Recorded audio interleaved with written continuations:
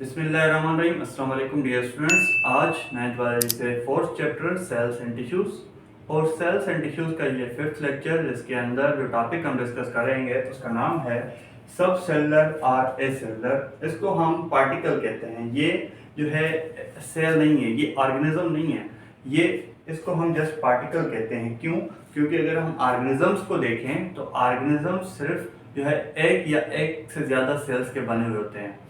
तो अगर हम इसकी स्ट्रक्चर को देखें तो इसके अंदर कोई भी हमें सेलुलर स्ट्रक्चर नहीं मिलती, तो इसको हम पार्टिकल कहते हैं।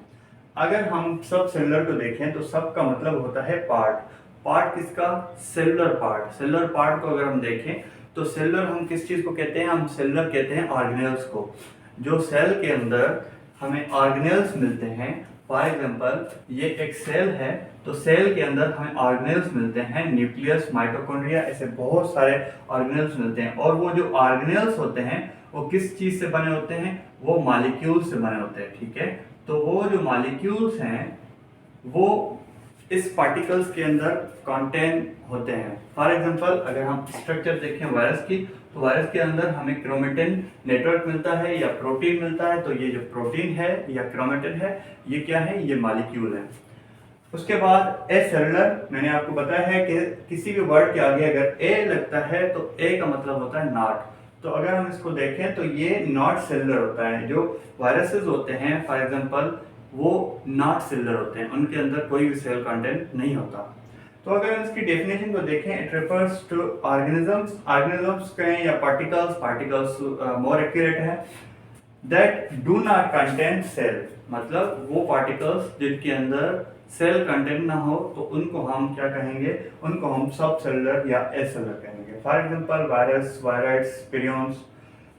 तो अगर हम 5 किंगडम क्लासिफिकेशन को देखें तो उनकी जो हमने क्लासिफिकेशन की थी ऑर्गेनिजम्स की, वो उनके सेलुलर लेवल पे की थी। या तो वो यूनिसेलुलर थे या तो वो मल्टीसेलुलर थे। तो अगर हम सब सेलुलर या ए सेलुलर को देखें तो इसके अंदर कोई सेल होता ही नहीं है, तो इसकी वजह से इनको किसी भी किंगडम क्लासिफिकेशन के अंदर नहीं रखा गया। तो अगर हम वायरस को देखें, वायरस क्या करता है? It shows both characteristics living and non living.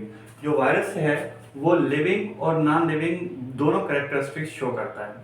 अगर हम लिविंग की बात करें, it reproduces it's generation in host body. ये जो होस्ट बॉडी है उसकी मशीनरी यूज करके अपनी जनरेशन को बढ़ाता है। क्यों? क्योंकि इसके अंदर क्रोमेटिन नेटवर्क मौजूद होता है। जो क्रोमेटिन नेटवर्क है उसके अंदर डीएनए मौजूद होता है, तो उसकी मदद से वो अपनी जनरेशन को बढ़ाता है। तो इसलिए हम इसको समटाइम्स लिविंग कहते हैं। नॉन लिविंग क्यों कहते हैं? क्योंकि it is crystalline in nature.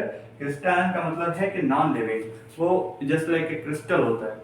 तो आज का लेक्चर यही था। मैं साइड हो जाता हूँ, आप ये नोट कर लो।